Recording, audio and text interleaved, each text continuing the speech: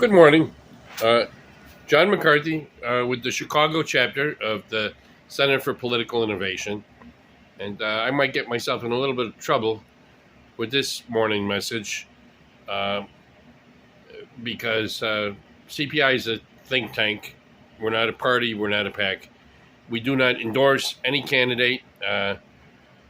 We don't get involved in elections. But I got a comment on something that's going on with electoral politics right now. Good news, guys. According to left Twitter, all we have to do to make sure that Palestine is finally free is make sure that Joe Biden runs unopposed in the Democratic primaries. This, of course, is bullshit, but it seems to be what people are saying. Kennedy has some stupid and piggish positions on the issue of Palestine, and yeah, there is genocide going on there, and it needs to stop. But we happen to be minutes away from war, all-out nuclear war, between the countries with the two largest nuclear arsenals in the history of the world,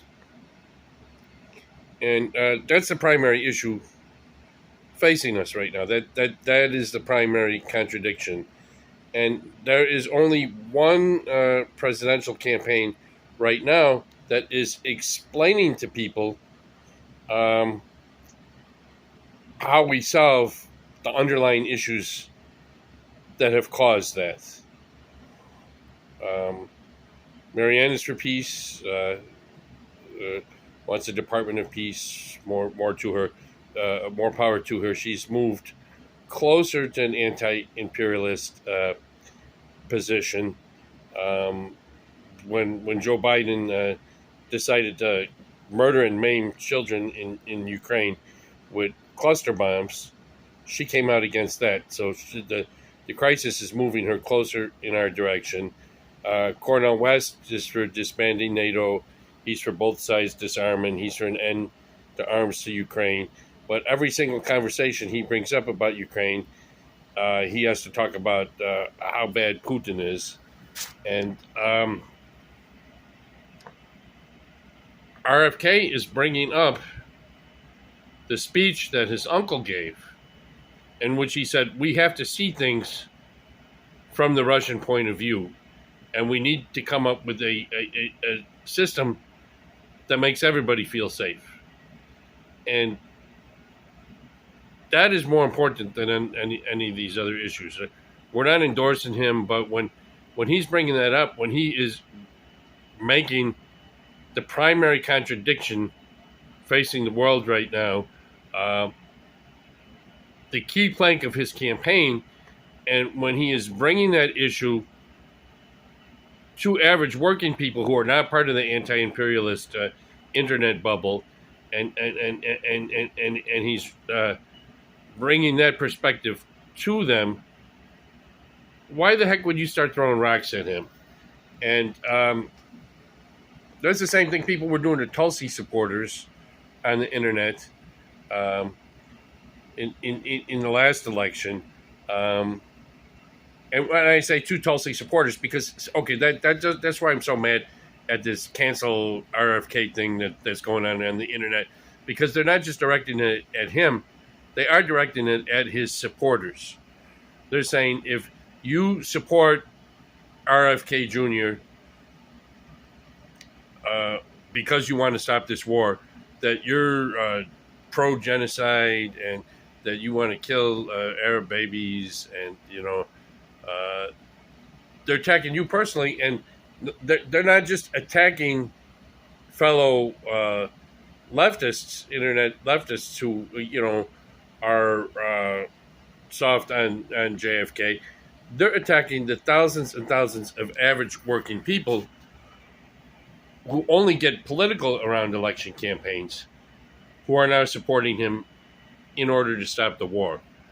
And that's the same thing they did to Tulsi supporters. I was one of them. I was a Tulsi supporter during the last election. They kept bringing up Modi, Modi, Modi, Modi, Modi, Modi, and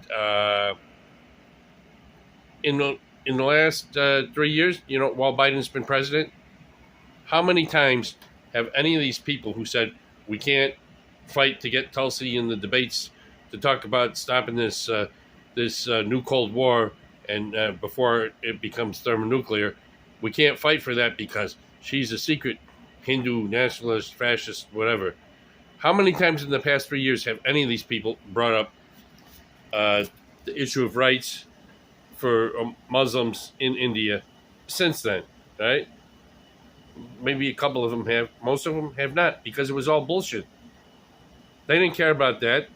They were manipulated by the establishment into being against the one candidate who was at the time bringing up the issue that the establishment didn't want anybody to hear, and that is what's going on again, right? That's what's going on again. We should be fighting for debates in the Democratic primary that include Marianne, that include Bobby Jr., and include Brandon if he has the guts to show up. The Democratic National Committee is trying to prevent debates for a reason. They're afraid of debates. So why would we help them? Why are we trying to cancel these other two candidates at the same time that the Democratic National Committee is trying to avoid any debate with them, right? And like all these people canceling RFK over the Palestine issue, and again, CPI doesn't endorse candidates, so what I'm going to say, then they should be supporting Marianne. She's attacked the settlements, right? She has said that we got to make sure that none of the U.S. aid going there to Israel ends up helping the settlements. Now, she claims we're contractually obligated to keep funding Israel until I forget what year she says. So you can criticize her for that if you want, but you can't say that she supports genocide or supports the settlements, because no, she's against both. She is against both, and I shouldn't say who my candidate is while I'm doing a CPI broadcast, but she's not my candidate, but she's not what you guys are saying she is either.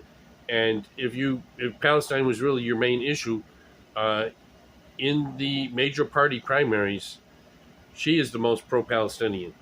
But they're not supporting her, right? They're basically helping the DNC with this cancel culture that they're saying. They're not fighting for open debates that would weaken Joe Biden. Joe Biden is the guy that's trying to blow the world up. We have to stop him from becoming president again. And okay, go ahead and support a third party in November. If it ends up being Trump versus Biden, so will I. But we have to stop Biden. So we have to try to stop him in the primary, and we have to try to stop him in the general. We have to stop him, right? There's only one candidate right now that supports killing and maiming children with cluster bombs, and that's Joe Biden. So that is the candidate that we have to stop, no matter what. And I can't tell you who to vote for, especially in this, but I can tell you, don't throw rocks at people when they're saying the right thing. And they might be saying a lot of wrong things too, but what's going to determine whether or not we even make it to the general election is whether or not we can de-escalate this war, which is now a hot war. It's gone from a Cold War to a proxy war to a hot war between the United States and Russia. and we have to stop it before it becomes a nuclear war, because after that we're not stopping nothing. The only thing that is being stopped at that point is human civilization and higher life on Earth.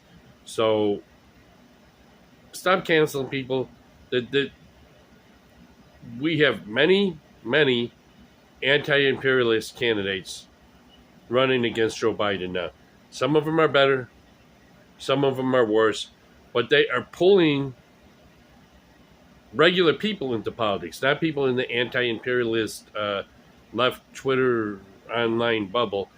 Uh, Regular people. They are pulling regular people into anti-imperialist activity to one degree or another.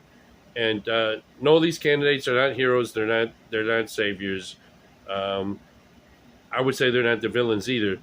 But definitely, the people who are coming into action because of these campaigns are not the villain. They're the future. And you have to be committed to organizing those people, not canceling those people. And, you can organize them to a higher level. Um, don't propitiate that. Don't hold back criticizing the candidates they're supporting on the things that they're wrong on. But don't cancel people and call people